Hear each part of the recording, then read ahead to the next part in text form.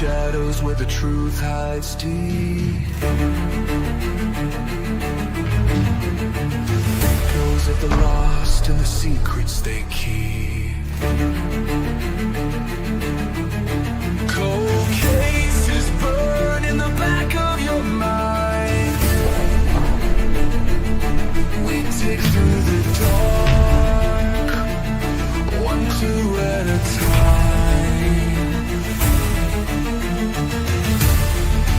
This ain't fiction, this is blood, this is truth. 12-gauge investigative, justice uncaged. We ask the questions they're too scared to say, shining a light where the guilty pray from killers. This is 12-gauge investigative. Let's jump in. We're built for the case. Just getting started. Justice is just getting started. 12-gauge investigative. We don't miss.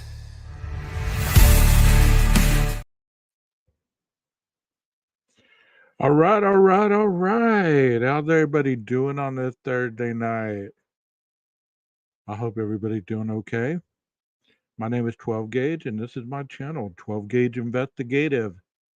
If you've never been here before, I hope that you find something that you enjoy, something that enlightens you, and something that makes you keep coming back. If you do enjoy the content, or you enjoy the creator, or even just the chat, please be sure to hit a like and a sub. We really enjoy that. Well, one more day to the weekend.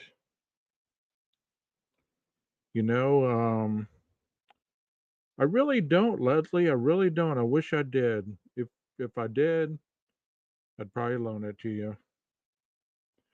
I've been playing the lottery a lot. I stop at this little store, and you know how some people get, lottery ticket, a drink, and get their day started. Well, I do that. And in the last couple of days, I've won $30 on the lottery, which I usually never win anything, which I think that's pretty awesome. So hopefully one of these times I'll be scratching that ticket and my ship will roll in. You know what I mean? Well, anyways, it was a wild one this morning. Not really wild. Not gonna exaggerate like everybody else. If you were anywhere today, you were probably working. If you weren't working and you don't have to work and you're pretty much able not to, you pretty much were probably watching the pre-trial hearing. It was pretty boring, to say the least. I mean, I feel for you if you had to sit through all that mess, because it really wasn't anything but a formal, this is what we're going to accept, this is what we're not going to accept, this is how this is going to go, this is how that's going to go. But there's a couple things that I took from there that I really want to show you. But first, let me say hello to the people that are in the chat. Rondi Potter, I see you right there. Leslie and Billy, how is it going? Texas Ranger, I see you, buddy. I see you right there. And that's all we got so far. But I'm sure everybody will trickle in. It's still pretty early, and if they don't, it's cool. Whatever.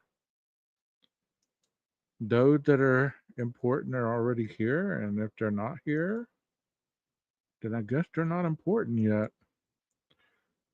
Well, let me start with this one with the alternative suspects, okay?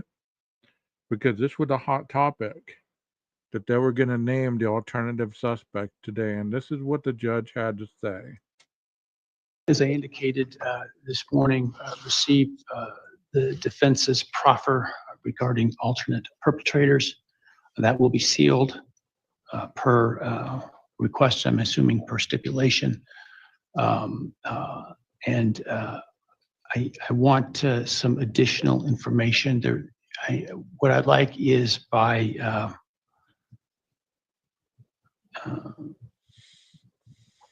the 23rd, if possible, for the defense to do two things. One, provide me with whatever actual evidence you have that supports those allegations, rather than just allegations. And two, provide for me how it is you believe that what you are offering is admissible. Because it seemed to me much of what you had put in there was fairly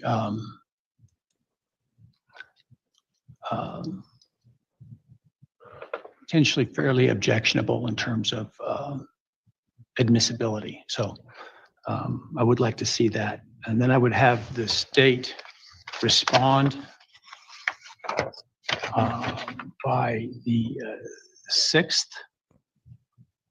which is 2 weeks. And then I would propose a hearing on the 18th. As I indicated this morning, Okay, so basically that's what he said about the alternative suspects. He wasn't too overwhelmed that, there might be an alternative suspect. He basically said, I wasn't really certain what you were meaning. You need to be a little more thorough, like he always does, it seems like. When they do present some information, he always kicks it back because it's not substantiated with whatever he feels needs to be in the process in order for him to make a ruling, which is understandable because I'm going through that right now in school. Some professors, they'll let you get away with the very minimal. And I had a professor this semester that, boy, the first paper I turned in, she wasn't having it.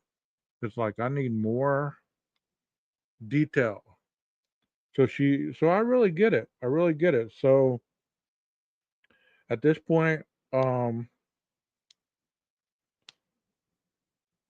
you know, like he said, there's going to be, the defense is going to be able to subsidize whatever they presented already, and then the state has a chance to rebuttal that, and then they're going to schedule another hearing to decide whether the defense really has an alternate suspect. So, on the contrary, for today, there was no alternative suspect named. So, there you go. There you go. And here, what are y'all talking about? You say 12 gates, so is there someone else or not?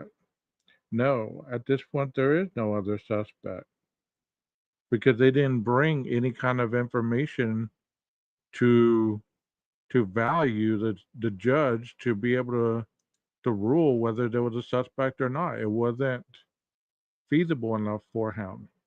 And another thing that I gathered, which I thought was interesting, because I was watching it live, and I heard this, and I thought, did I really hear what I thought I heard? And it's this one right here. physical object exhibits, work with the marshals on getting them in the courthouse.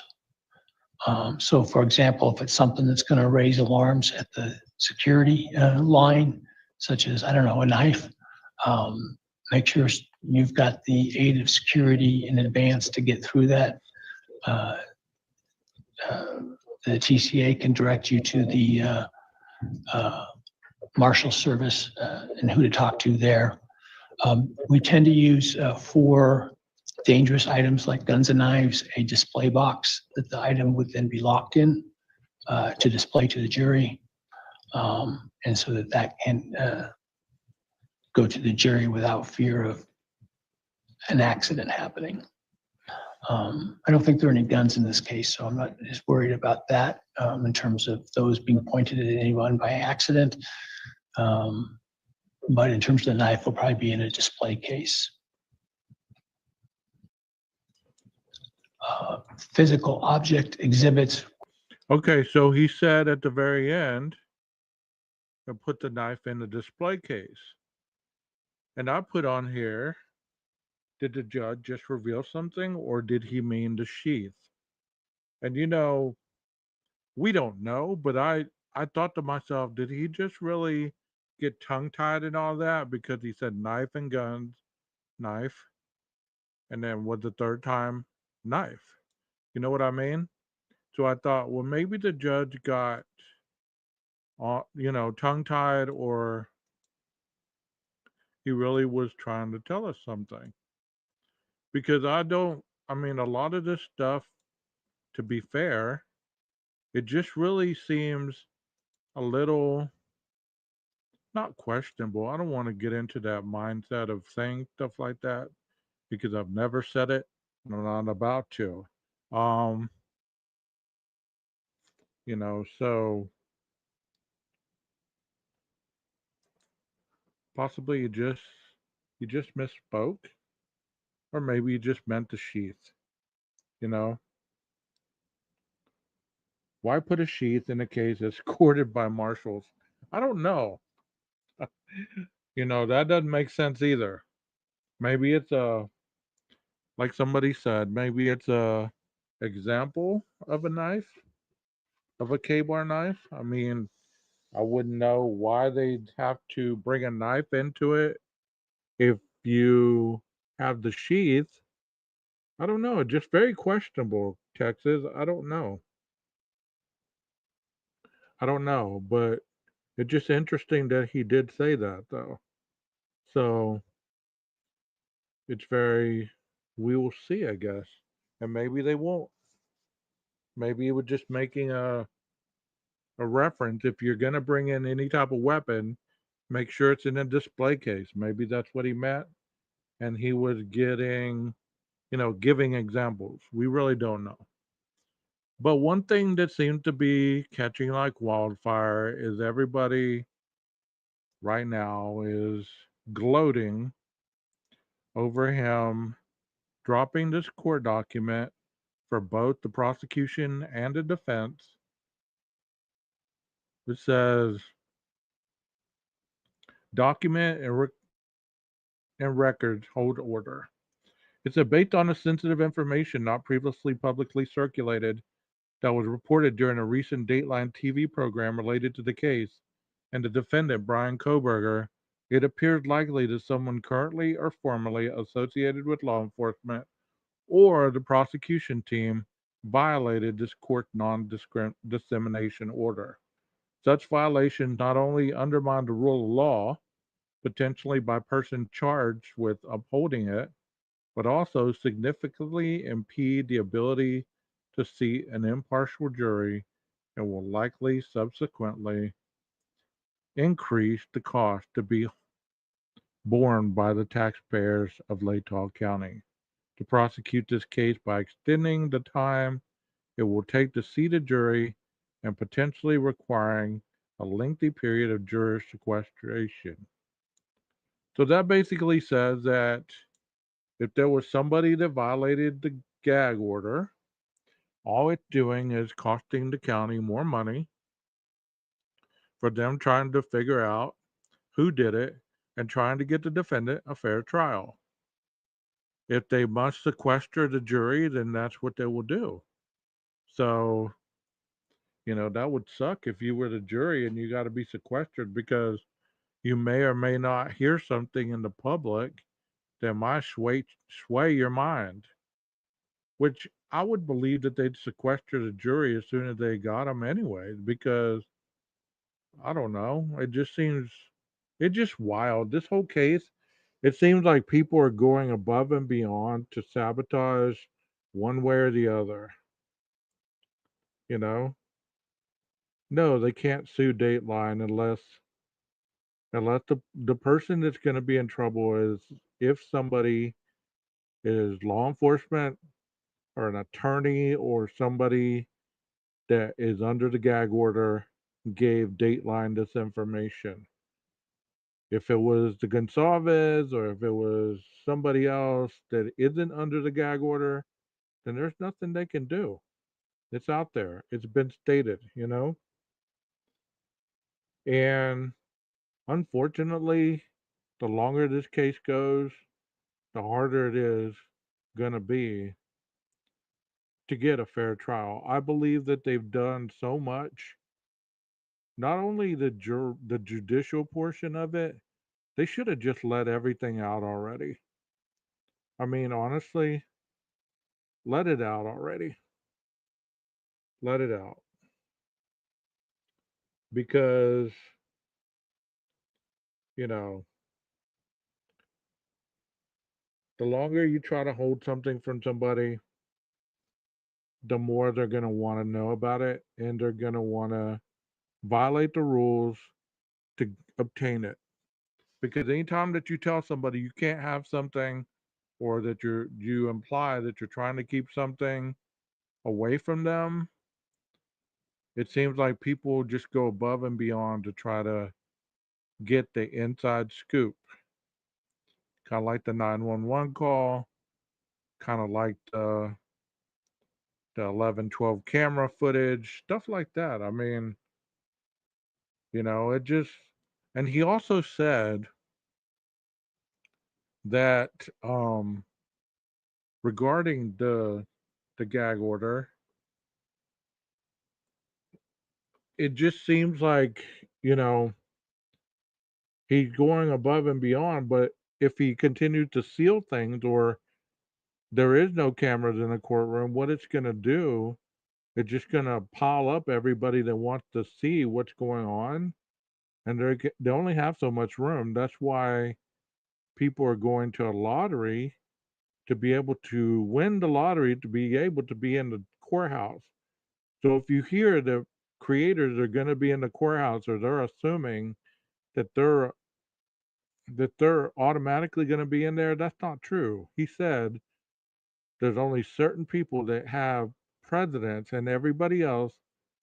And don't get me wrong, because I am a creator, but we are investigative journalists. No matter what people call themselves, independent journalists, none of that, it doesn't fly with them. So they're not going to be able to be in there just because they feel that they're a member of the press. It's not going to happen.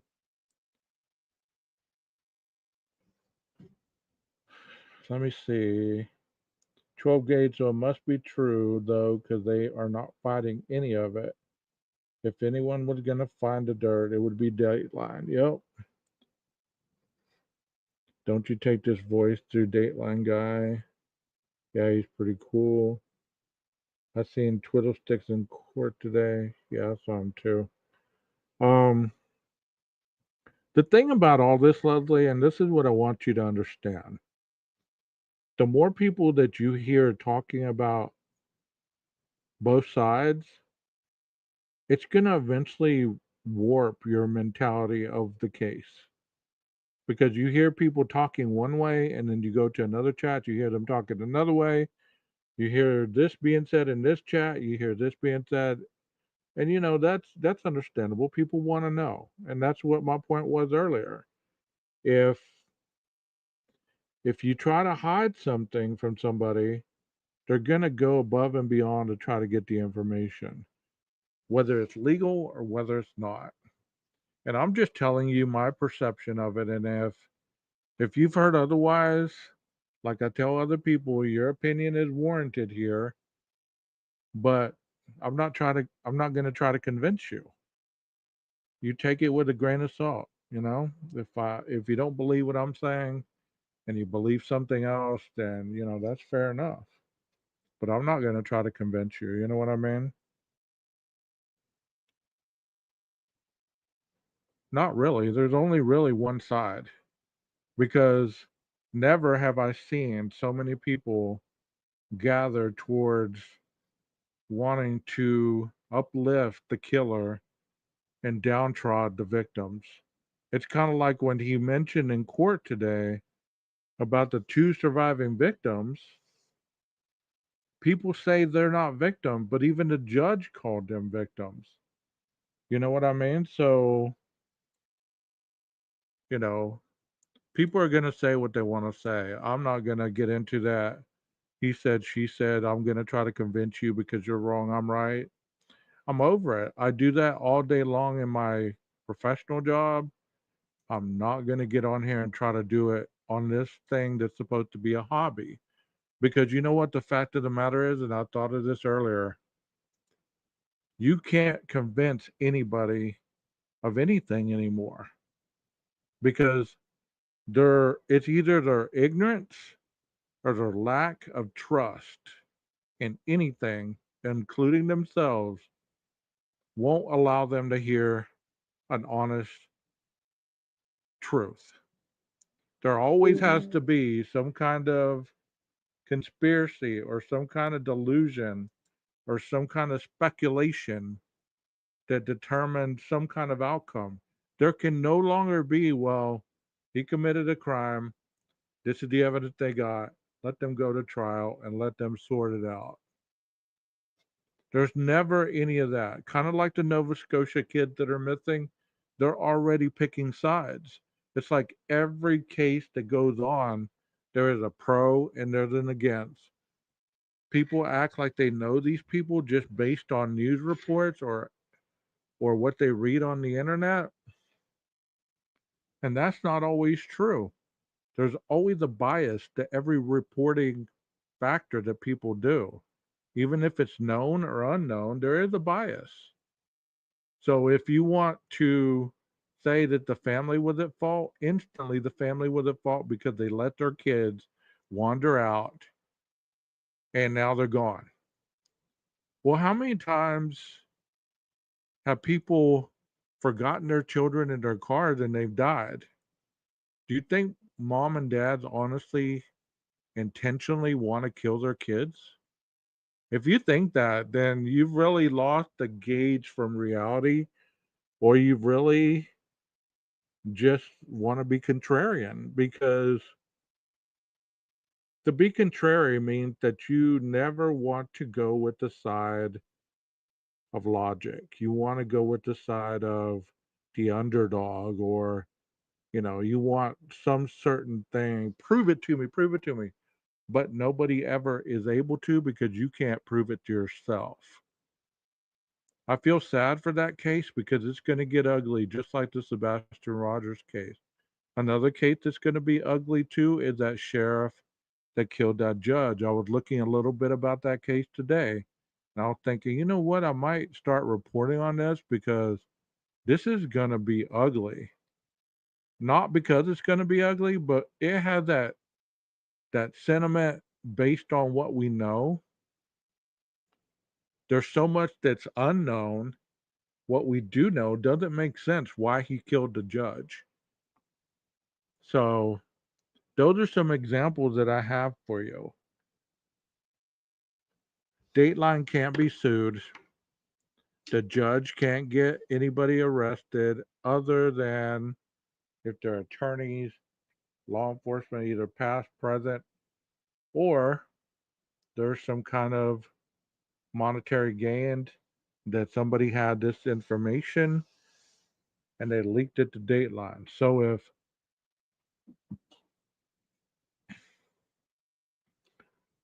I would say that there's only so many people under the gag order. So it kind of, by the process of elimination, there's only so many people you can hold accountable. Kind of like that book that I've been reading that I'm going to continue reading tonight. This book was written way before any of this stuff came out. And they haven't said anything about the books that have been written. Not a thing. They haven't said anything about the movies that are potentially going to be made. Not a thing. They didn't say anything about the Dateline episode before this last one. Not one iota in court. Now this one comes out and all of a sudden it's breaking the gag order. You get what I'm saying? So that's my take on that. Let me go ahead and continue with this document. It's not very long. I'm going to read it and then we're going to continue on. It says, accordingly, the court finds it appropriate to exercise its discretion by entering this order. It is hereby ordered that all persons who at any time, past or present, work directly or indirectly by employment, contract, consultation, or otherwise for or on behalf of any law enforcement or prosecution agency engaged in the investigation or prosecution of persons for the murders that are subject of the instant case are hereby prohibited from deleting, discarding, overriding, destroying, altering, or otherwise making unavailable any, whether electronic or material form, records, files, documents, metadata, messages, emails, text messages, direct or private messages, phone logs, or logs of communication, regardless of whether made or kept on a work owned or personal account, device, or messaging app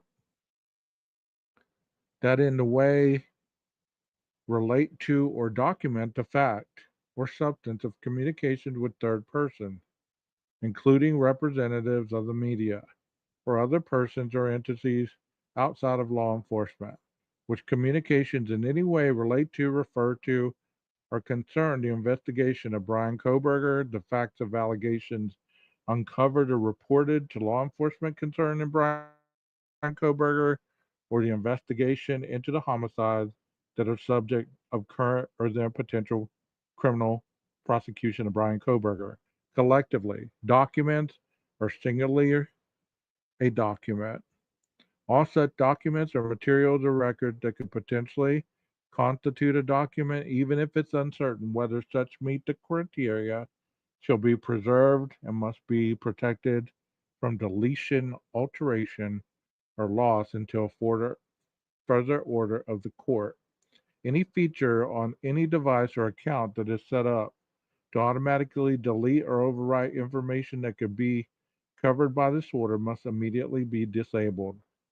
It is further ordered that within 7 days the state shall submit to the court in camera a list of all individuals within law enforcement and prosecuting agencies, past or present, who are known to have access to any facts related to the investigation of the defendant, including but not limited to surveillance videos of suspect vehicle 1, the AT&T records for defendant's cell phone, and the content of defendant's cell phone and other electronic devices and social media accounts, including internet search history, photographs, and information associated with defendant's Amazon account, or any information referred to the above mentioned Dateline episode regarding this case.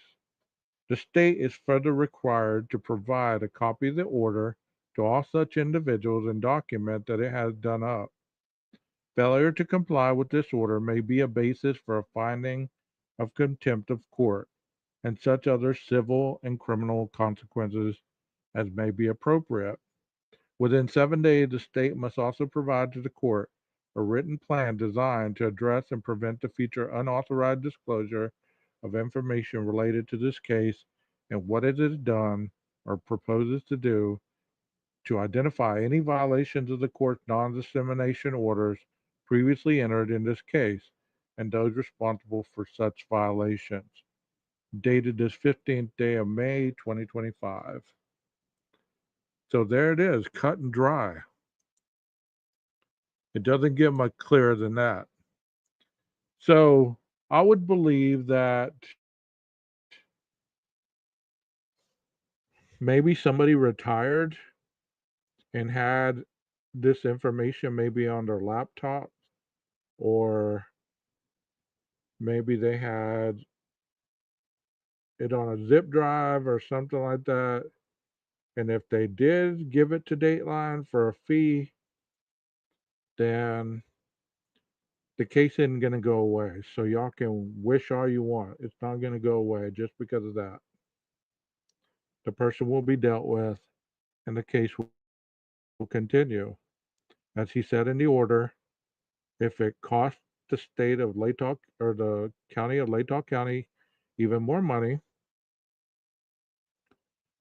and ultimately sequestering the jury. That's what will happen. That's all that will happen. People that are not knowledgeable of this process are going to tell you anything. They're going to tell you, "Oh my God, it's grounds for a mistrial. Oh my God, he's going to go free. Dateline screwed up. They're going to free him." No, they're not. But you can believe me or you can believe other people who are, you know, don't really ever explain anything. They just want to be cheerleaders on the sideline and state their anger about certain things with no notable facts to back it up. So there are three things that I took away from the hearing today. Um, what do y'all think about any of those?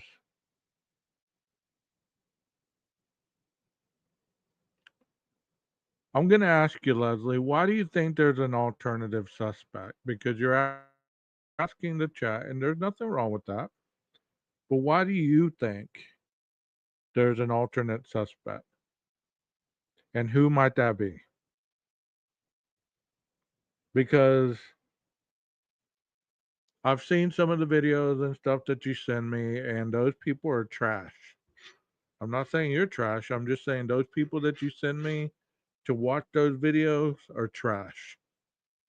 They're trash. They're just individuals that never really talk about anything, but they just repeat what other people have already said. People that are no longer saying it, they just picked up the baton and they're running the lap for them.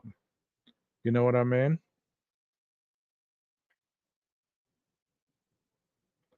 What do you mean they're not alive, living in protect? No, they're not alive, living in protective custody. No, they're not.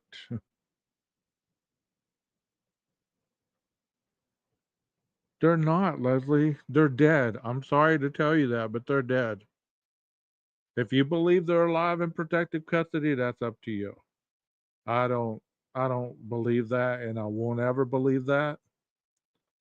There's just too much there's just too much evidence that was gathered. There's just too much evidence that has been gathered. Have you not been listening to the book I'm reading? I mean, there was all that information that was gathered. There was over 100 law enforcement officials gathering all this information. How could they have all this information if these people were still alive? I did hear it. I hear a lot of stuff daily. I really do, Leslie. I watch a lot of things. I might not comment on everything I watch, but I watch a lot of things and I hear a lot of things. I read a lot of things. And just because I don't comment on them doesn't mean that I don't see it. You know, a lot of this stuff is trash. That's all it is trash. I can tell you right now, there's some channels on right now, and I'm not going to do it because I told you that I'd stop, that are just not worth listening to because it is what it is. I do want to play something that Viviana made this morning, and I thought it was hilarious. Um, and that's the only reason that I'm going to play it because some of the things that she makes, some of the things that she makes are just hilarious to me. I mean, if you just listen to these people without a biased opinion on them as a person, and you just listen to what they are saying, you would get what everybody else hears. I think that's what people get away from. They care about these people as people, not listen to the madness of stuff that they spew every day. Because that's what it is madness.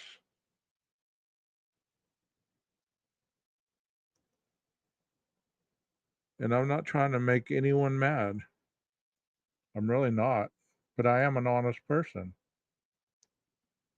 This one's hilarious. I saw this morning and I was like, oh my God, this is classic. Let me hold on. Viviana, I give you total props for this video. Please don't strike me. This is your stuff. It's very hilarious. And whether people like you or not, I enjoy your content. Keep doing it. It's pretty awesome, I think, compared to everything else that's out there. And here we go.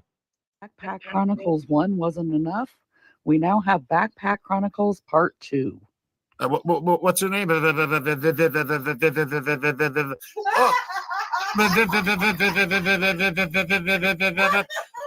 Titties. What's her name? That's what it is. I heard about a black backpack. That was stolen from the Moose Lodge. Do you remember hearing about this at all? Way back. Is that where they were having the axe throwing competitions? Yes. Yeah. I think I heard that, yes. Why, yes, you did hear about it, and it was from Tommy. Let's take you back to the last time he talked about the backpack. Quantities of fentanyl pills and approximately $20,000 in Forsberg's backpack. Forsberg's. See, you hear stuff like that. People don't listen to what he says because they're so fixated on who he is as a person. So if you like him as a person, you think he's nice, you think he's funny, you think he's this or you think he's that, then you're not going to care what comes out of his mouth. You know, you're not going to care. Many people don't care. They don't care. He's just spewing lie after lie. Backpack. Does anybody remember backpacks in this case? I have to see if anybody remembers anything about backpacks in this case. Does anybody remember the Moose Lodge? Does anybody remember what happened at the Moose Lodge? We have to ask ourselves certain things about this because there was a black bag. Yes, Tommy, we know about the black bag. It's irrelevant at this point, just like y'all claim the PCA is irrelevant. Why is any of your stuff any more relevant at this point in time when it happened 2 years ago?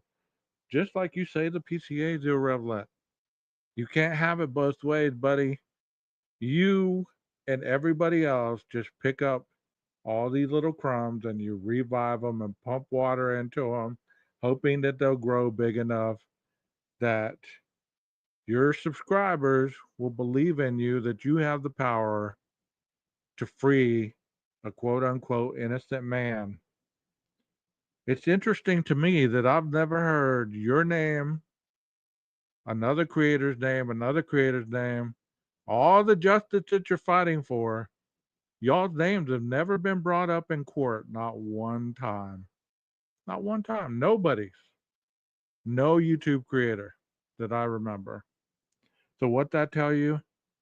They don't need us. Missing, if everybody remembers right, there was a black bag missing. There is a black bag missing from the Moose Lodge, okay? And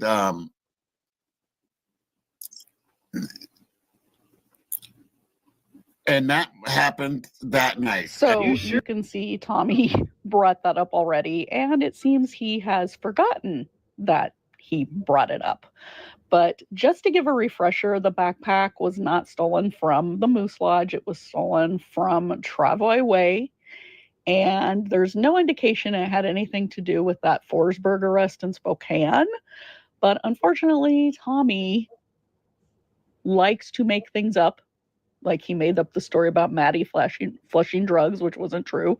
And he already started making up this backpack story. Yeah, Maddie flushing drugs. Do you know the implications that you're implying that one of a victim that was brutally murdered One of the reasons she was potentially murdered was because she flushed $25,000 worth of X pills down the toilet. And people were running with that in the beginning. They were literally just eating it up because everyone wants a motive. You all want something to stick your hat on and say, now we know why it happened.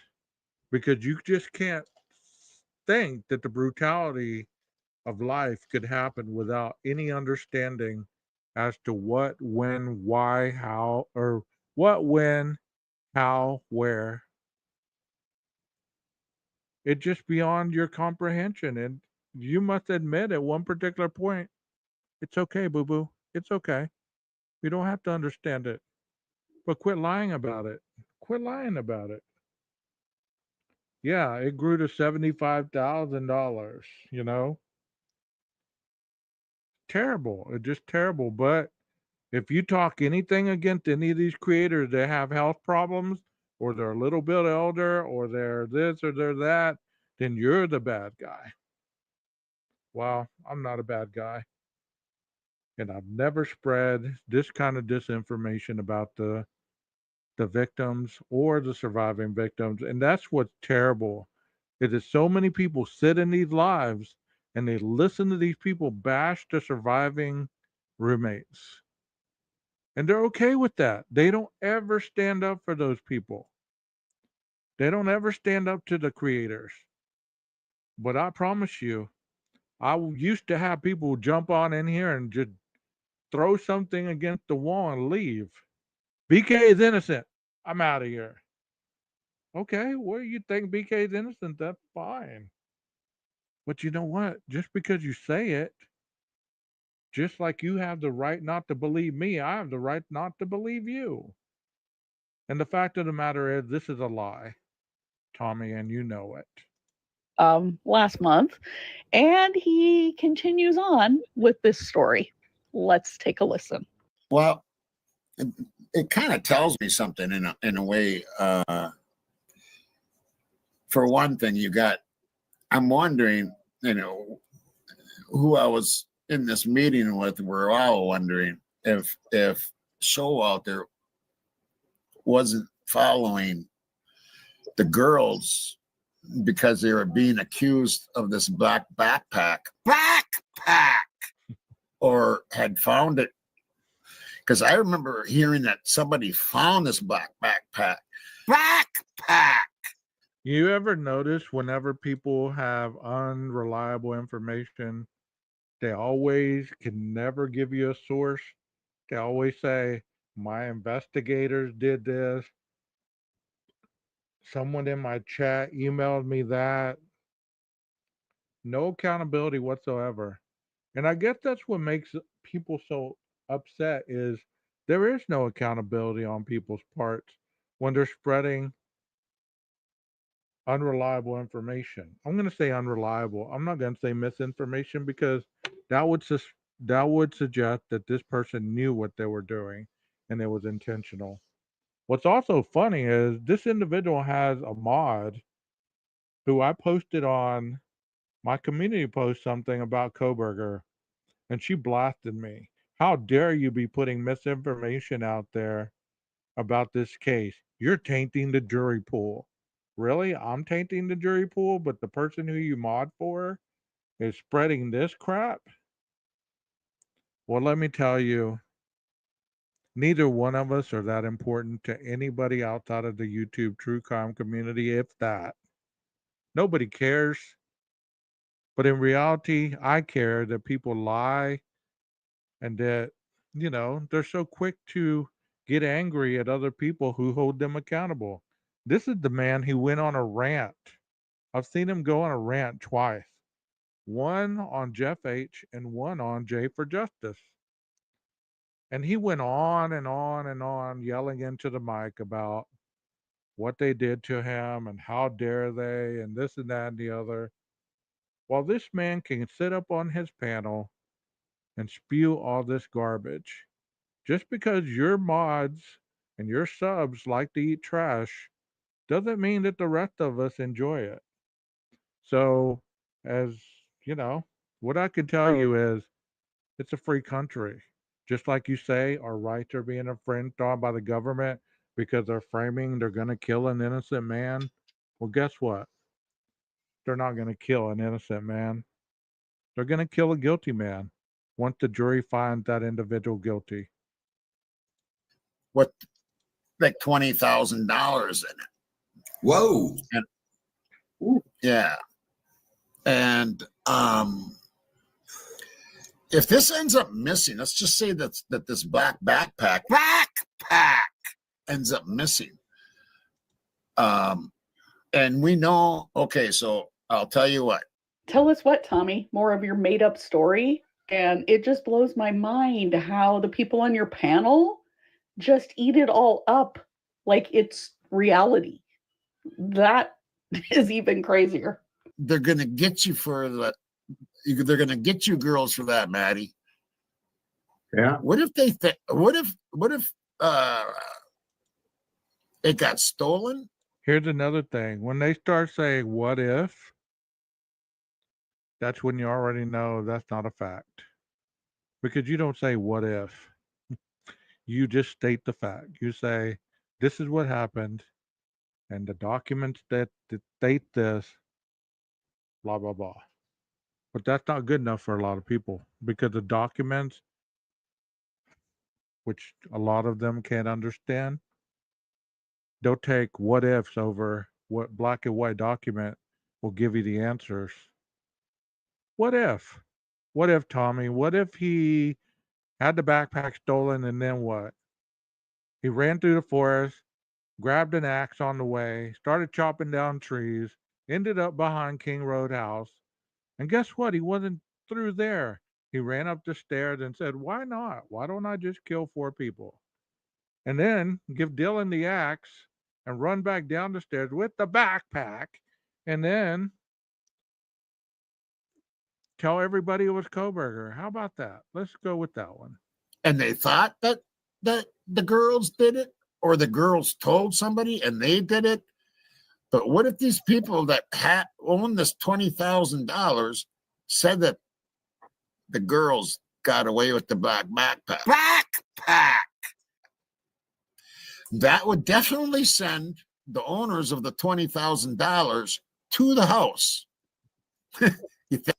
Really, Tommy? I'm going to stop right there. I've heard enough. That's how long I usually give lives a chance when I'm watching this stuff during the day. Sometimes I give it about that long because I can't take any more of that. And Delby, be sure to make an announcement of where I can find your page, and I'll be in there to support you. I appreciate you coming in here. Even though I've seen you on this channel, I still respect your view and opinion because everybody's welcome here, regardless. Even if Tommy were to jump up in the chat right now, he wouldn't have to be angry. I wouldn't block him. I wouldn't time him out if he got ugly. It is what it is. But you know what? I just wish that people would be accountable about what comes out of their mouths because it seems like nobody has to anymore. Nobody has to until you all of a sudden get all these random things happening to your channel, and then all of a sudden you understand what the point is. People are attacking you from the distance. But anyways, I've had enough of that. I said I wouldn't do it, but I couldn't help myself. And I'm about to read the rest of this book. So if you came for the reading, you're in the right place. If you didn't come for the reading, I guess that you will want to stay and listen to me read. I mean, this book is really interesting. It really is. It has a lot of information that is somewhat going along with the documents, but even if it doesn't, you know, so, and that's fine. That's fine, Delby. You know, I'm open minded enough to see you as a person, not who you affiliate with. You know what I'm saying? So, good luck with your live. I'll try to find it. and I'll go over there and support you, give you a like, because I like people that are all about the good thing. Just because they have a difference of opinion doesn't make them an enemy. But what I just showed is blatant disrespect for the humanity of the individuals in this case. Blaming everyone under the sun in Moscow and making up all these enormous lies. It's just disrespectful. Disrespectful. And he's not the worst. He really isn't. I mean, I wish I could say he was, but he's not. There's worse than him. There really is. But anyways, enough with their bullshit. Let's get on with the book. Part 3, Chapter 13. Kaylee Gonsalves was born in the San Francisco Bay Area town of Concord, California in June 2001. She had thick, curly black hair at birth and a small scar of unknown origin on her forehead, which had puzzled her doctors. During her childhood, long after the Gonsalves family had moved to North Idaho, her siblings would tease Kaylee about the scar. That's where horns tried to grow in, they would say. In Coeur d'Alene, the family lived in a 7-bedroom home on a tree-lined street near the Avista Utility Company, which provided the city's natural gas and electric services. It was a suburban neighborhood with beautiful, massive Lake Coeur d'Alene nearby, its water so overwhelmingly blue they almost seemed fake.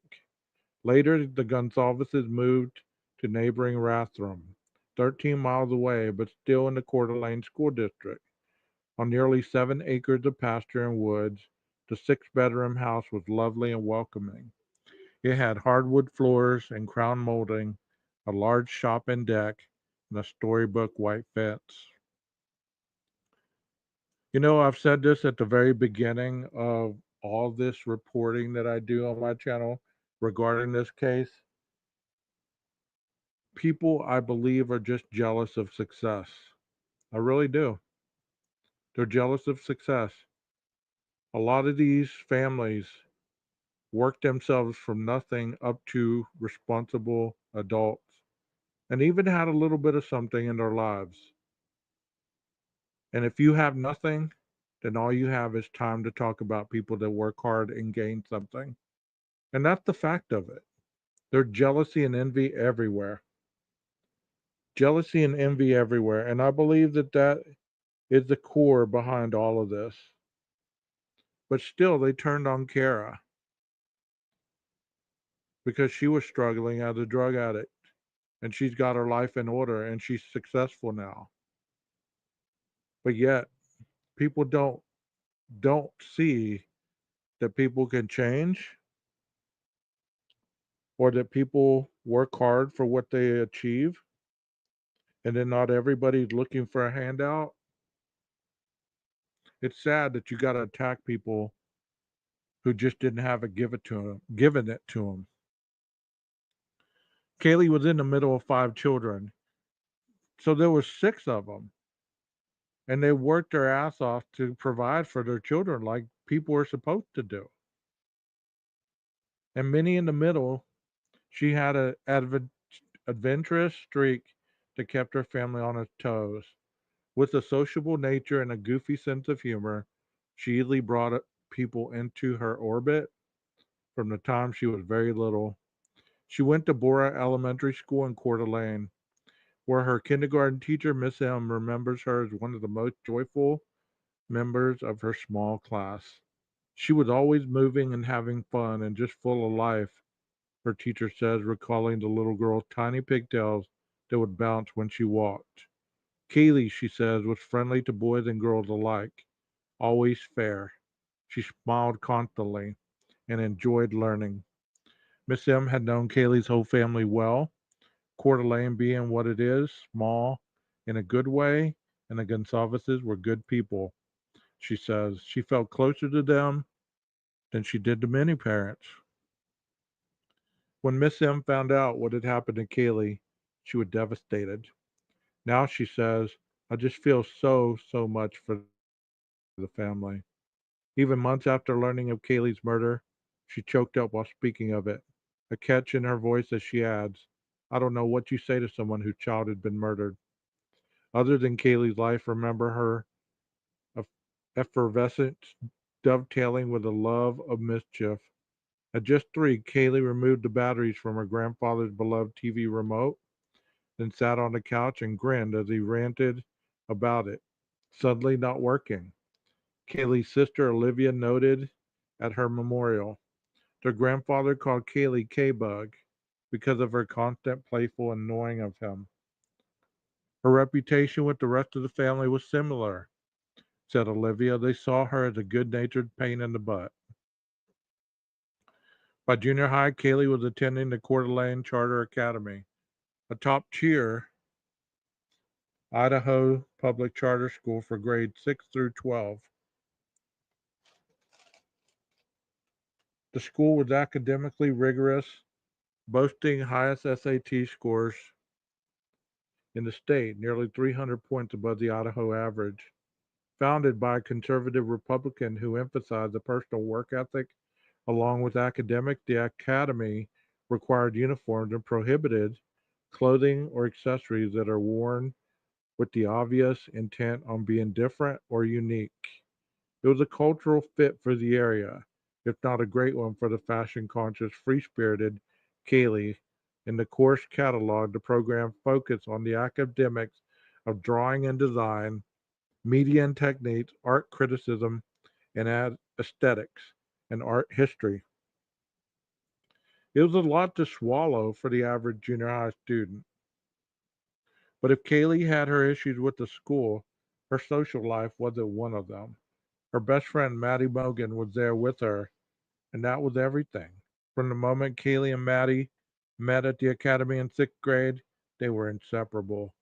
In a photograph from the time, the two girls stand on the deck at the Gonsalves family home, the corner of a school backpack, just squeezing into the bottom of the frame. They wear matching khaki skirts and clean waistlines and blended buttons. They cock their hips, smiling at the camera. Sunlight shines on the sage-colored plank siding of the house behind them and on the white sashes. They might weigh 90 pounds apiece. Maddie's long blonde hair is clipped to one side. Kaylee's brown hair now has artificially blonde streaks. Their collared uniform shirts are tucked in crispy in the style of their school. Their canvas tennis shoes are equally cared for. Maddie's purple, Kaylee's white, each with bleach white shoestrings perfectly tied. They wear bracelets on their wrists. Maddie chews gum. Kaylee has braces. Chapter 14. Kaylee loved it when Maddie became a staple at the Gonsalves family home. The two did their homework together, and in 8th grade, according to the family, they conspired to change schools together. They were ready for a bigger, more varied experience. They wrote up a proposal for their transfer to a regular public school and presented it to their families. A year later, they were enrolled at Coeur d'Alene's Lake City High, home of the Timberwolves and Fashion Freedom. After the murders, teachers of Lake City shared some of their memories of the girls whom most viewed as a single unit. Donna Staub, one of their English teachers, remembered the two of them as a hyphenated phrase, Kaylee and Madison. On the first day of school, as others were quietly finding their seats in Staub's class, the door opened again and Kaylee and Maddie walked in last, glowing. Staub recalls fondly that the two girls would often arrive, just a whisper under the late bell, with an iced drink in their hands, always laughing, always ready to learn. Kaylee, she remembers, had often tried to read more challenging books than their friends. In an autobiography assignment, Kaylee had also confessed that one of her favorite Christmas gifts had been the entire box set of the Bobbsey twins books, in which the protagonists embark on a wild adventure and solve mysteries along the way. She had propensity for the mystery solving herself. As she got older, Kaylee became a true crime follower, listening to podcasts about the missing and the murders. She paid such close attention to local cases that she'd even once called the Moscow police to report that she'd seen someone she thought might be a missing Coeur d'Alene woman at the Walmart near the University of Idaho campus. Sergeant Dustin Blaker, one of the officers who would later become an investigator on Kaylee's murder, had spoken to her over the phone. Kaylee reported that she'd seen 62-year-old Sharon Archer, whom she'd recognized from a missing persons flyer, staring at her and her boyfriend Jack as they shopped. She sent a photo of the flyer to Blaker, hoping he could investigate, but the woman was no longer inside the Walmart by the time the police could respond. 3 weeks later, Sharon Archer was found drowned in 400-acre Fernon Lake in the mountain between Moscow and Coeur d'Alene. One of Kaylee's favorite true crime commentators was TikToker and YouTuber Olivia Vitale. Kaylee followed her cases closely, according to Steve Gonsalves, and when Steve was reeling with his own loss and grasping for answers about Kaylee's murder, he reached out to Vitale for help in raising awareness and gathering leads. Gonsalves thought Kaylee and Maddie would have appreciated that. Citizen sleuthing was right up Bobbsey twins' alley. The expression thick as thieves comes to mind, says the girls' Lake City High speech teacher, Todd Jasmine, who admired the girls' energy and bright spirits. They complemented each other well. They also knew how to push each other's buttons and could be fairly brutal in their smack talk to each other, but mostly they looked out for one another and would fiercely defend one another should smack talk come from anybody else. Another of their English teacher, Madison Seymour, remembered how helpful the girls had been during their formative years as an instructor. I was new to the profession and just trying to figure out how to be a good teacher, Seymour said on the online tribute. I know I made mistakes along the way, but Maddie and Kaylee were always supportive and positive.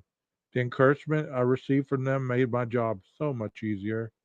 Seymour had graduated from the University of Idaho, where the girls would die a few years after being in her class. Kaylee, she had thought was going to take the world by storm. Outside their high school after graduating, Kaylee and Maddie posed for a photograph together on a green lawn. They both wore white dresses beneath their purple graduation robes. Kaylee held a bouquet of flowers, pink, the color Maddie favored. They stood so close that their heads were touching. Kaylee's older sister Olivia was pregnant at the time of Kaylee's murder. By late February, new life would come into the family. It was a blessing and a balm, but nothing could make up for the hole in Olivia's life. She felt she had lost not just one sister, but two. The girls had always been together. Maddie had seemed as much of a part of the Gonsalves family as Kaylee had been. Olivia gave her daughter the middle name Maddie Kay. The girls' names interfused, as everyone had always thought of them. And not long after the murders, Kaylee's younger teenage sister, Autumn, made a TikTok video of herself crying, devastated by her big sister's absence. The video almost immediately amassed 3 million views. With no arrest yet, Autumn also posted to her social media urging U of I parents to bring their children home from school early. If you have friends, family, or loved ones in Moscow, our family encourage you to get them home, she had written. No one is in custody, therefore no one is safe. Implicit in her impassioned pleas was an unanswerable question. How could this have happened to people she loved? Kaylee and Maddie hadn't been careless in their lives. They went out together, they locked their doors, Autumn said, and they were surrounded by friends. My sisters did everything right, she posted. On Instagram, she recounted the gut wrenching interaction that no family imagines. Maddie, I keep replaying that moment the police officer knocked on our door. At that time, we had heard that Kaylee passed away, but we refused to believe it until we heard it from a police officer, she wrote. I was blowing up your phone, begging you to let me know Kaylee was okay, having zero idea that you weren't. When the officer mentioned 3 other victims, she immediately knew something terrible had happened to Maddie as well. Her family was shattered all over again. I'll love you two forever, she wrote on her sister to her sisters in the heavens. And to her followers, she wrote pretty simply, tell your people you love them. Chapter 15. Kelly was excited to go to college with her best friend. They eventually lived together, but somewhat surprisingly joined different sororities to broaden their experiences. Maddie pledged with Phi Beta Phi, while Kaylee pledged Alpha Phi. Both were party houses, and both sororities were soon on probation for what the University of Idaho considered violations or concerns regarding risk management, alcohol, drugs, or hazing.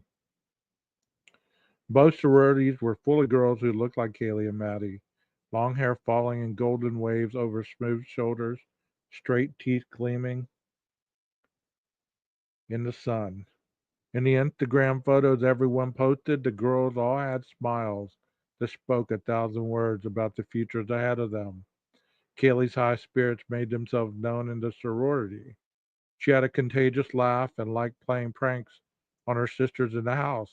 She was always up for an adventure and always inclusive.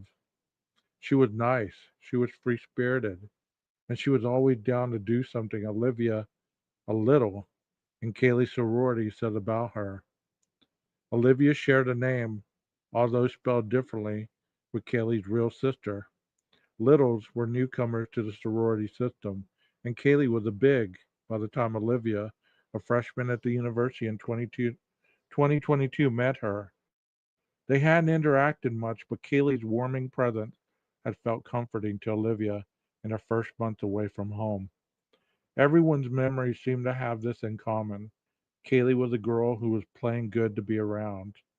To live like Kaylee, another of Kaylee's sorority sisters said on Instagram just a week after her murder, would be the biggest accomplishment.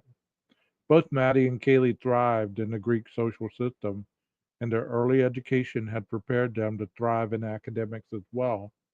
Kaylee studied in the College of Letters, Arts, and Social Sciences, and her work ethic soon put her on track to graduate early. And there was Jack DeCoeur to keep Kaylee busy romantically. They'd begun dating in high school, had gone to their senior prom together. The two of them had been so young when they met that they were still young, but in a different way. Occasionally they broke up, then they got back together. When Kaylee and Maddie moved into the King Road house in the same neighborhood as Jack, Kaylee took the room right across from Maddie's on the 3rd floor. Like the floor beneath them, theirs had a sliding glass door leading onto a wood framed deck where Kaylee's dog could lie in the sun outside or even inside where sunlight filtered through the glass and across his fur. There were no outdoor stairs from the 3rd floor deck to the ground level. If there had been a fire inside the house, the girls on the 3rd floor would have had to jump. Kaylee's bedroom was decorated with plants and photographs of her friends and family. She had made the room feel homey and had recorded TikToks there with Murphy holding his paws to the camera while he smiled along with her. Soon after the girls moved in, 22-year-old U of I student Matthew Moy took notice of her frequent parties and the loud country music often playing from a speaker on the 2nd floor patio. Matthew lived in another house just up on the bluff, 50 yards beyond the King Road residence. From his vantage up high, it seemed that the King Road girls made having fun a priority, something he could understand. In good weather, Matthew too sometimes blared his music from the house while he sunbathed on the deck. Many people in their neighborhood did. Once he called in a noise complaint to the police, but not out of spite. He says only because he had to get up early the next day and he wouldn't be able to sleep until the music at 11:22 was turned down. He met Kaylee more personally while he was taking care of his brother's dog, Bodie. Kaylee's Murphy would run up the hill behind the King Road house and squeeze through a gap in the chain link fence. The two dogs would play in Matthew's yard, chasing and tumbling. Matthew developed a friendly acquaintanceship with Kaylee. Sometimes they'd run into each other while walking the dogs. He thought she seemed mature and sweet. When he first heard what happened to her, he was shocked and disbelieving. No way in hell was a murder, he at first thought. This is Moscow, Idaho. No way. He and his roommate suspected the deaths were drug related. Like fentanyl, he says. That's been happening a lot lately. As the truth sunk in, he and his roommate thought, holy shit. Matthew began to suffer from nightmares. It was scary living in a home so close to where the murders had occurred. And with the killer still on the loose, to assuage their fears, he and his roommate got a security system installed at their house. We were pretty paranoid for a little bit, he says. After a while, his roommates, one of whom was his sister, also a student of U of I, began to relax, but the violent loss of lives still seemed unreal to him. It will never compute to me that actually happened. It's just hard to fathom, he says. Then he adds, I think about them often. By spring, Matthew would graduate. He had a plan to join the Air Force. He would move into adult life, live somewhere else, tackle a new job, get a car. Kelly had been planning the same. In Austin, she would have worked for an IT firm. She had bought a pre owned Range Rover SUV with a bank loan and moved out to the King Road residence early. Excited to graduate in December, she'd be leaving Jack and even Maddie behind. She had come back only for that weekend in November to attend a party and to show Maddie her new ride, so freshly purchased it didn't have plates yet. She had parked the vehicle in front of their house. The Rover was silver and sleek and had tires good enough to take her across the world. It was still sitting there weeks later, covered in ice. How is everybody doing? How are y'all doing? Wow.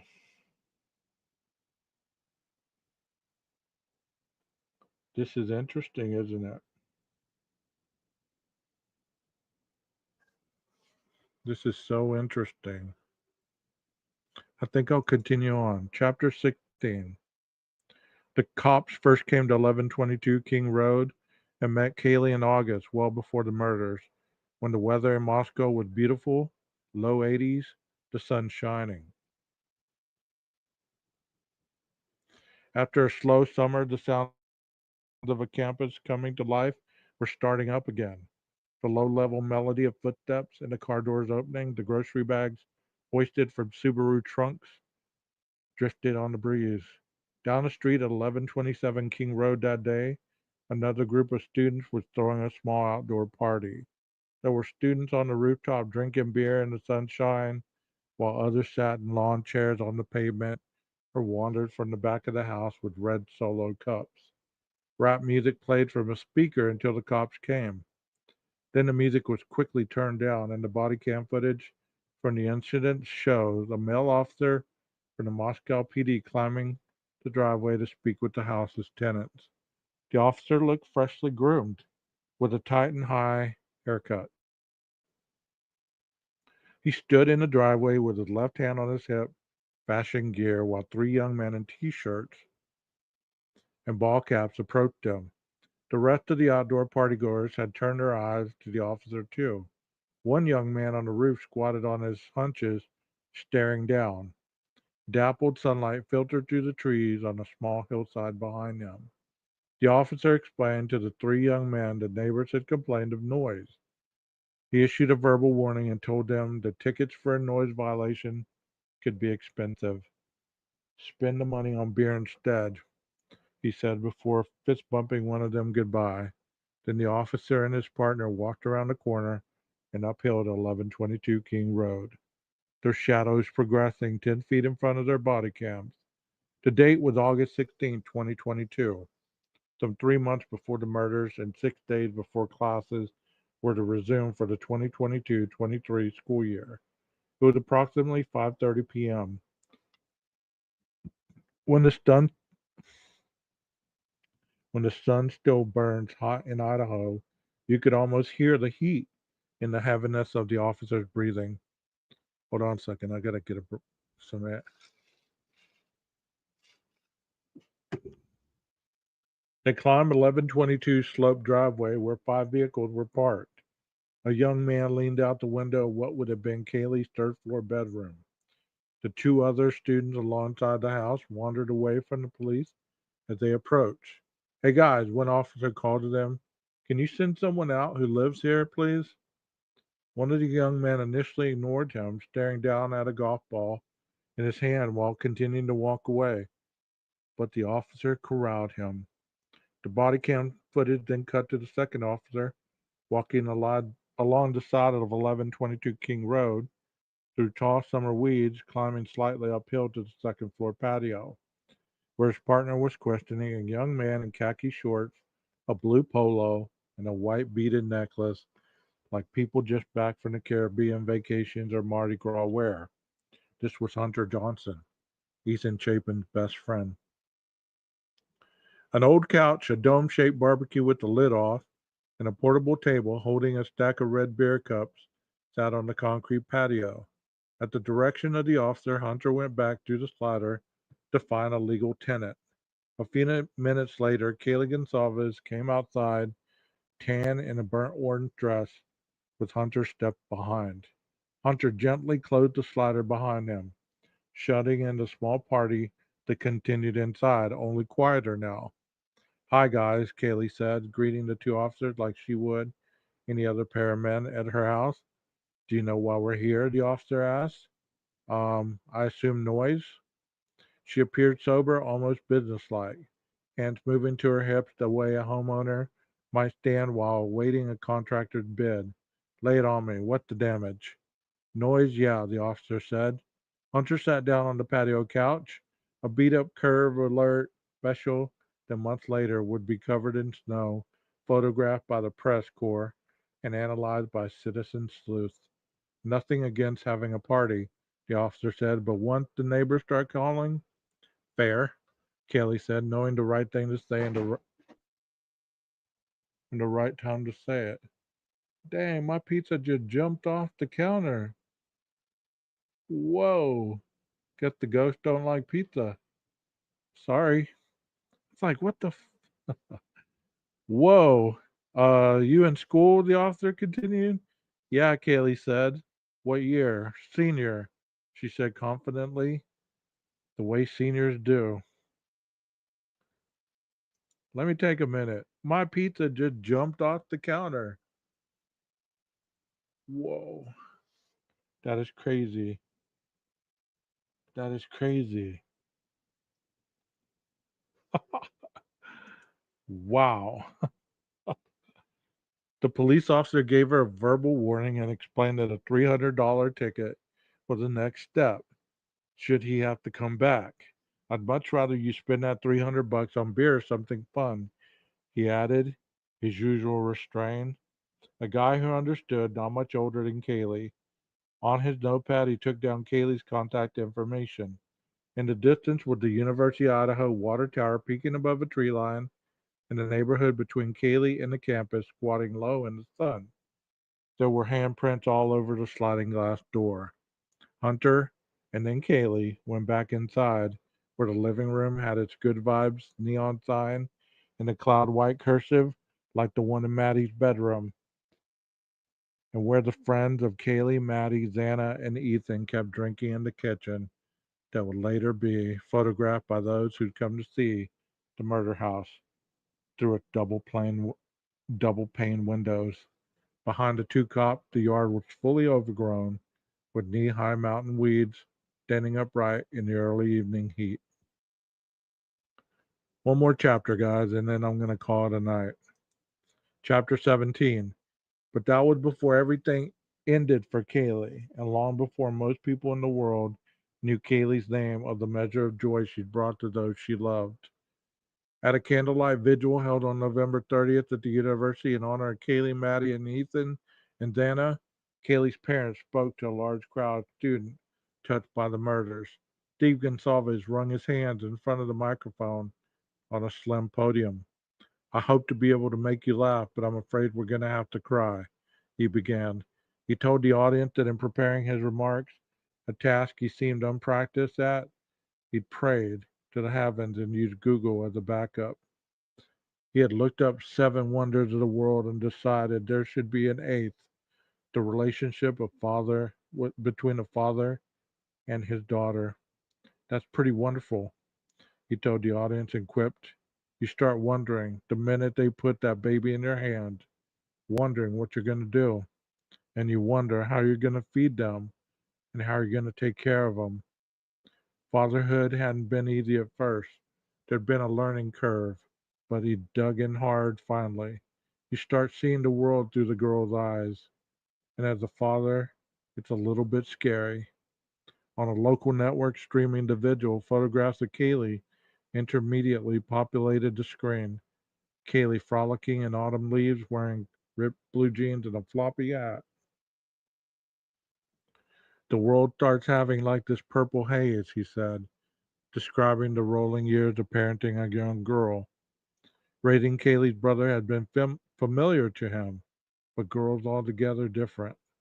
And there's puppies and there's kitties. There's all these weird movies you have to watch, and they start crying all the time.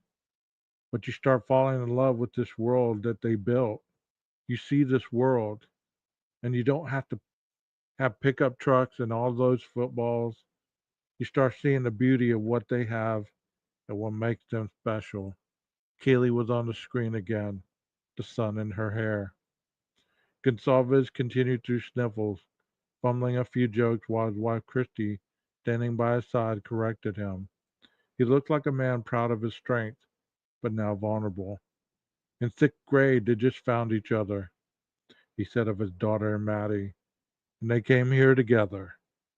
And in the end, they died together. He drove his open hand into the podium for the effect. In the same room, in the same bed, he said, and it's a shame, and it hurts, but the beauty of the two always being together is something that comforts us. He told the large crowd of students how he thought they could heal. There's pain everywhere. You're just going to have to love each other. You guys are just going to have to hug each other. You're going to have to be a little awkward. The only cure to pain is love. It's the only thing that's going to heal us. It's the only thing that's going to heal you. A man in the audience kissed the head of the woman beside him, his arm around the shoulder of her winter jacket.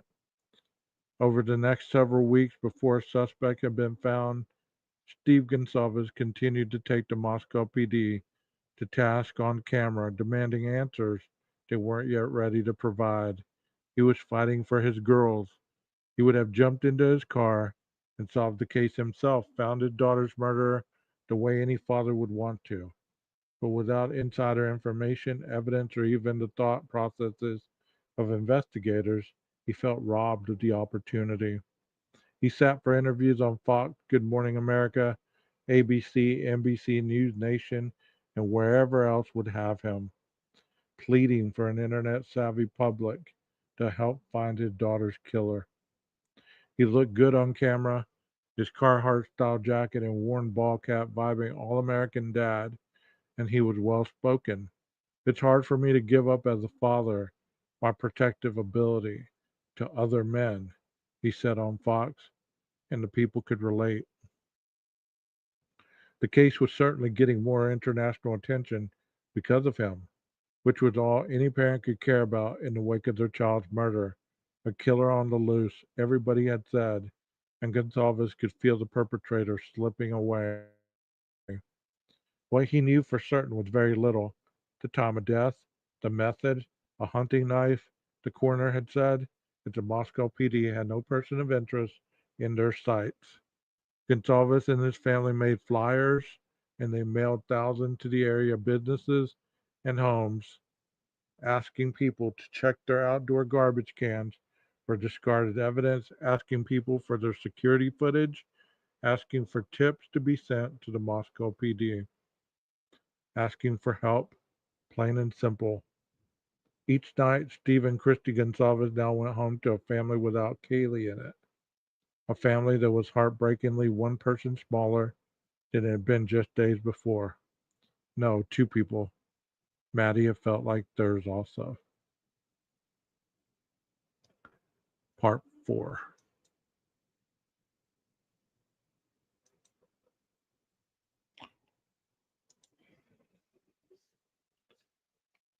Let me see what y'all been saying.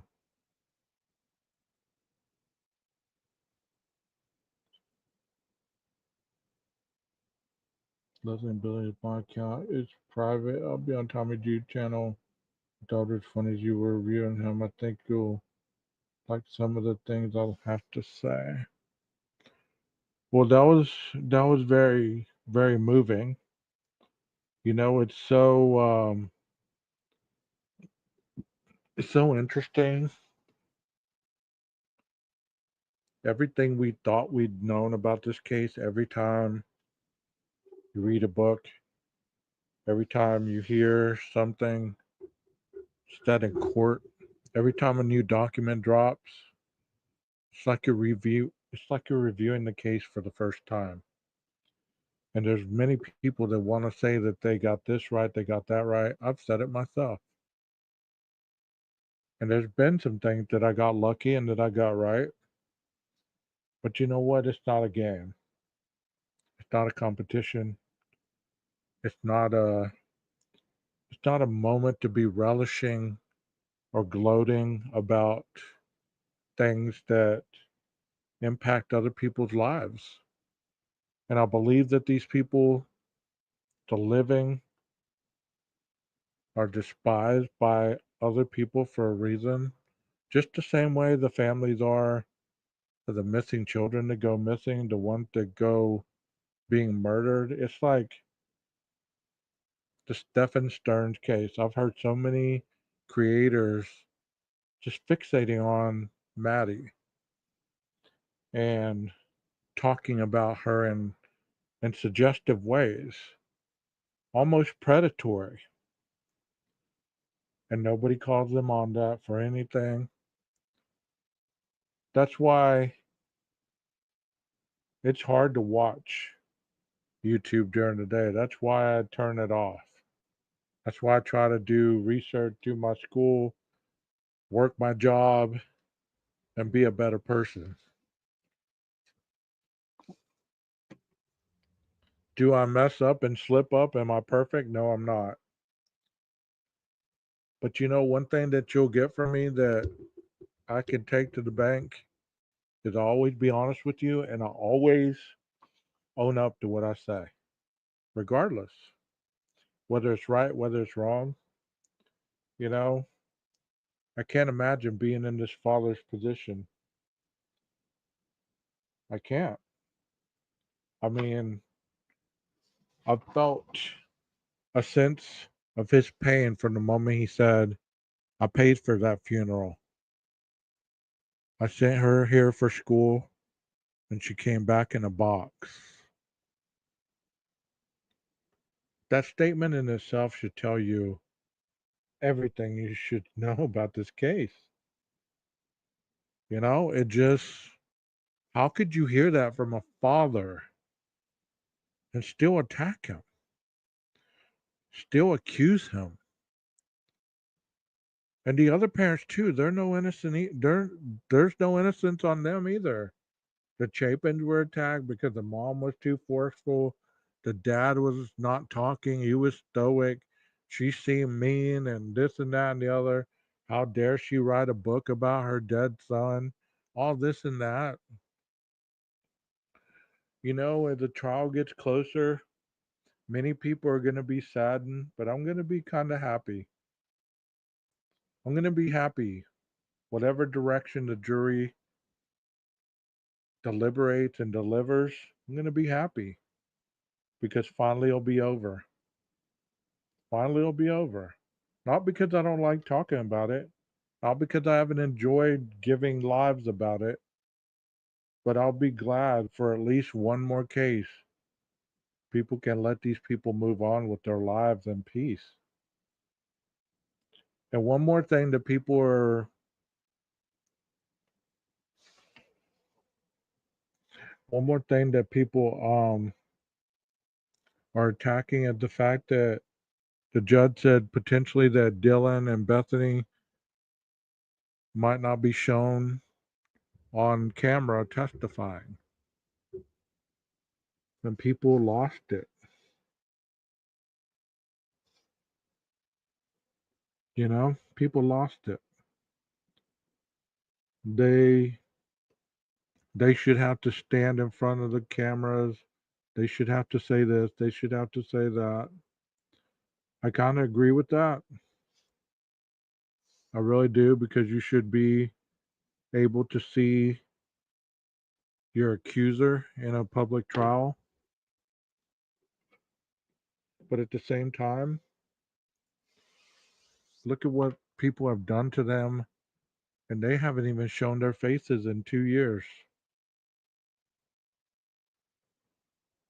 You know what I mean? And they're still getting raked over the coals because they may have sounded not sincere enough when they were crying, or it may have sounded rehearsed, or the text messages. Why didn't they call 911? Was she just not smart enough not to see that Xana was dead? You know?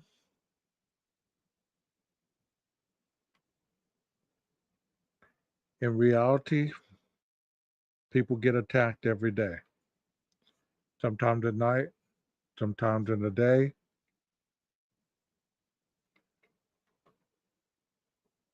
And there's always a sideline quarterback or critiquers talking as if they know everything that they would have done play by play had they have been in that position. But the truth of the matter is, these girls weren't anticipating that they were going to get murdered. There's a difference between anticipating there being evil out there and just living your daily life as if you lived it the night before and hours before. That's the difference. If you anticipate something, you're going to be able to adjust to it and react. But if you don't anticipate it and you've never gone through it, you can't say that you'll know how to react every time. You can't. Most of us that are in these chats and in these lives are older. So therefore we can sit up here and we can say, I would have done this, I would have done that. She should have done this, she should have done that. It's easy to say at our age. Now, if she was 30 or 40 years old and this happened, I could see it. I could see it. You know? I could see it. But she is a child. Whether she's 19 or 20, she's still a young adult. It's funny how people classify Brian as a 30-year-old man as a young man, but they call these girls women. You know what I mean? How can you, and I saw somebody say today, they infanticide these, they coddle these girls. How are they being coddled? I don't see them being coddled, you know?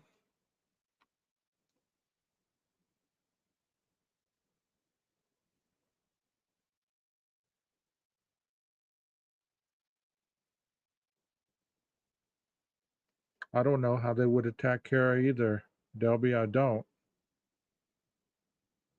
But people just have nothing better to do than to attack other people from the sideline. That's all they have to do, just attack somebody from the sidelines.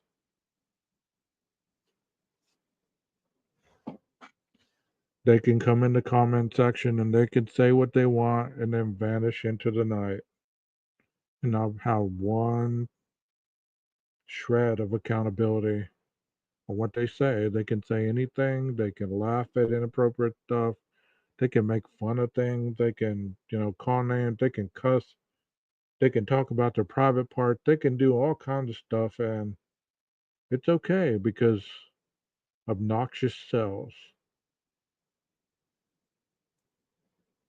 Sometimes I watch these people and I'm like, you want to be taken seriously, but you're talking about your private parts every other sentence.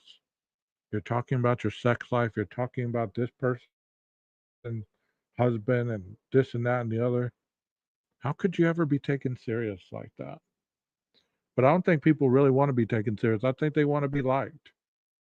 There's people starving so much for attention that this platform has given them an out. It has given them a way to be liked by multitudes of people. I've heard creators say, "Oh, I missed you guys so much. This is the highlight of my day. I couldn't wait to get back on with you." Does that not sound a little off to you?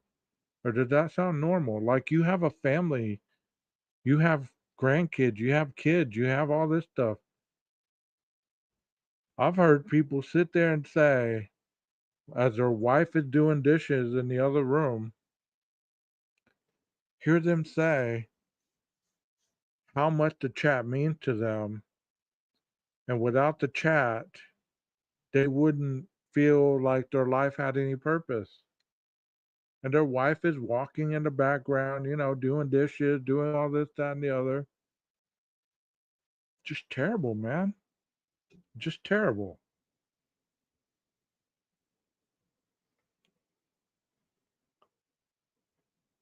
It's like anything else, Leslie. There are people on these platforms that have such low self-esteem, they're codependent as hell that they just thrive on the attachment to other people because it's not real attachment.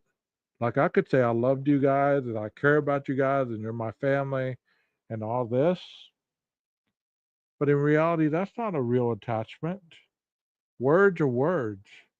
Attachment is you being in the same room, me getting off the computer and spending time with you, me going on trips with you, me saying, well, I'm not going live tonight. I'm going to go spend time with this person. So, there's a lot of people that mistake attachment for caring. There's not any attachment on this internet. It's not attachment. There's a lot of cyberbullying, but I wouldn't call it attachment. But regardless, I'm enjoying reading this book, and I hope that you're enjoying listening to it. I hope that you enjoyed last night's interview with Andy Kahn. I was mispronouncing his name, Andy Kahn. He has a lot of extensive background information. He is very well versed in criminal justice. If you didn't hear it, he was once a probation officer, a parole officer. He worked for the mayor's office, and then he was the only one hired from the mayor's office to do the advocacy and the Crime Stoppers where he worked today. Um, I was saddened a little bit that the mic was messing up like it was, that we were having such the echo. Um, Maybe what I'll do next time is I'll do a recording and then play it like that. That way, if we do have any kind of poor audio or whatever, I'll be able to fix it without it being live for everybody to be, But I do want you guys to be able to have the ability to answer questions. So maybe I can have him in the chat in case you are asking questions. I don't know how to do it. I'll figure it out. I'll figure it out. But um, like I said, I hope you enjoyed this live. gone quite long. And Tommy Jude, if you saw this, no harm intended, brother. I just think that you're better than what you put out. And if people actually did see the real side of you, I'm sure you would be liked a lot more than what you put out right now. Because I don't really see that this person that you put out is the real Tommy Jude. And some other people too, but it might be. But anytime that you want to have a talk, come on in my chat. I'll put you up on my panel. We'll have a talk. Like I said, I'm not into this to harm people. I'm in this to grow a professional show. Nothing else. And that's all I got to say about that. Maestro, cue that music.